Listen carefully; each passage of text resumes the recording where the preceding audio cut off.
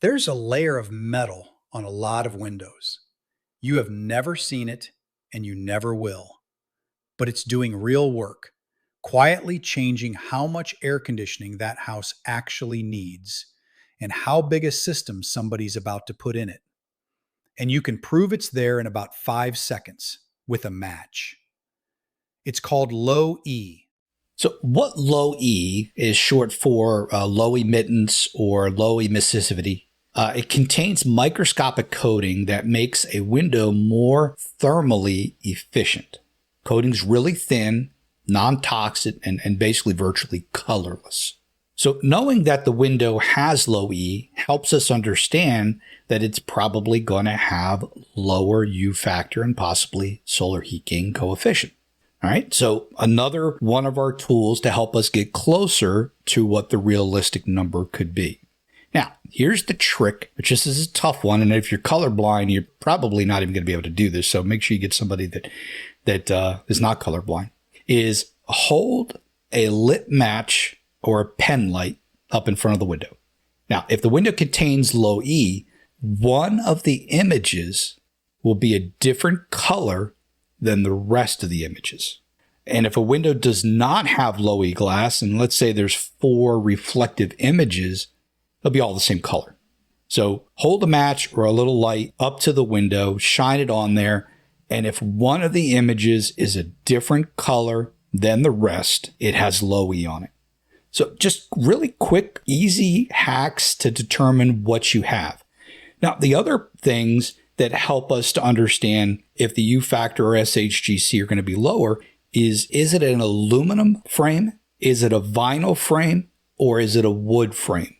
Now, each one of those are going to provide us information as to whether the window has a higher, meaning a higher number, less efficient, which most of the time would be an aluminum window, some wood frames, or a vinyl window, which would be on the more efficient side, typically with the vinyl windows. Now, again, there are windows out there that are aluminum that have better ratings on them than vinyl. It's all a matter of what you're buying.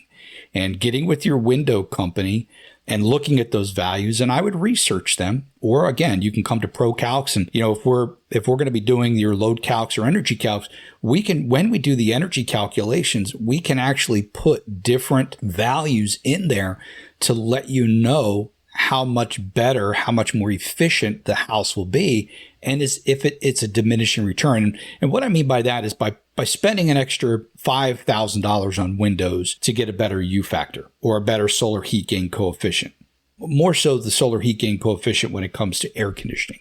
We're going to be able to let you know that if you go from a 0.35 solar heat gain coefficient to a 0.25 and leave your U-factor at 1, you can reduce the tonnage of the air conditioning system by maybe half a ton, or depending on the size of the house, it could be a ton or 2 tons, which then that makes sense. So if I spend $5,000 more on the windows, but I save $3,000 on the cost of the air conditioning, plus I'm going to save money on all the electrical usage as we go down the road, then that may be definitely good returns. And you want to look at those factors.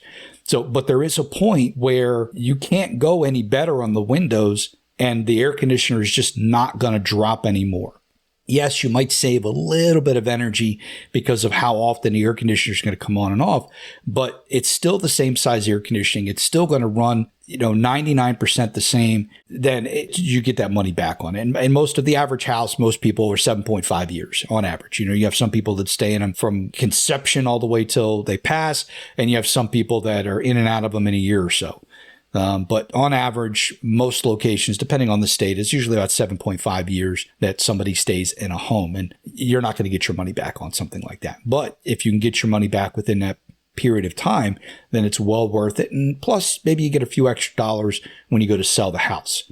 So those are the things that we want to look at when we're trying to determine what type of windows do we have in our house currently. Now, obviously, like we talked about, when you buy a brand new house, all the information is right on the window on that big giant yellow sticker. Take a picture of that. And for windows, if you're doing this for windows and you're thinking about renovating or whatnot, a good way to determine if your windows are secure or they're very leaky or whatnot, you can go to theprocalcsstore.com. We got a nice little smoke pen on there that allows you to light it and go around the windows to see if you have a lot of leaks. If you have a single pane, like the old jalousie windows that we have here in Florida, I don't know if you have a lot of those up north, but in Florida, we have a lot of these old Floridian style homes with these big jalousie awning style windows that they leak like a sieve. And if I took a pen in there, it'd be like a vacuum cleaner. And so that'll help us understand, these windows are just really leaky. They're older, they're aluminum, and maybe the cost of upgrading them may be beneficial, and then talking to your building department to find out if I can replace one at a time, or in some locations, if you replace a majority of your windows all at once, sometimes they're going to start requiring you to have energy calculations done and to do special permitting and whatnot. So take a look at that when you're talking to your building department. So we're going to just keep up with the different classes and podcasts about different things. We're going to be doing a series on podcasts and also on YouTube for the visual on what information we do for load calculations and what information is required and what you can do if you're a homeowner or an HVAC company to help make sure that the information is accurate so that the information that we can provide you is as accurate as possible. Garbage in, garbage out. Now, if we get the wrong information, then we're not able to do an accurate load calculation, and it could cause a lot of issues. And if we overassume values because we say to ourselves, well, I'm going to go with a better value because this and better value because that, well, it could reduce the size of the air conditioning system when it's not needed, when you actually need more air conditioning because the values are much higher, or vice versa, where you're trying to say, well, I'm just going to go with the worst windows because I want my air conditioning to be bigger.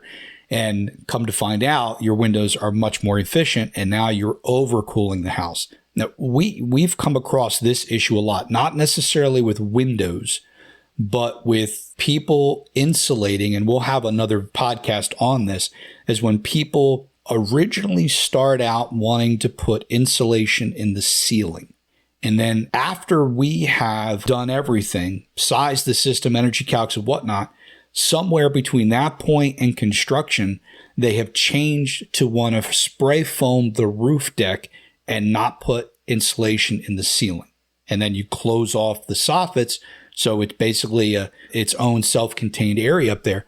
The problem is that dramatically reduces the heat load in the house, which means that if we had sized this house for a 4-ton system because there was insulation in the roof and you put the Icynene or the spray foam in the roof deck, that house could potentially be a 3-ton now or less. And what happened is there were a lot of homes that were done like this, and there was mold and just stuff growing on the ceilings and closets and everything else because the air conditioning system was so oversized. One, probably because the HVAC company who did it, they like oversizing things anyway. And now on top of that, they spray foamed the roof deck, which now reduced the heat load even more. So now that 4-ton maybe only needed to be a 2.5-ton, and you're cooling the house down so quick, especially in Florida, that you're not able to pull the humidity out of the air. And what happens? Now the humidity stays in there, and when you have humidity and the right temperatures and the right conditions, it's a growth spurt all together. None of that was a window problem. It was a calculation running on numbers that quietly stopped being true, which is the whole point. The coating you can't see, the frame nobody checked, the attic that changed after the drawings. They're all inputs. Find them, and the number comes out right. Hope this one was useful. If there's something you want covered, drop it in the comments. That's genuinely where we get our topics. So, I'll see you on the next one.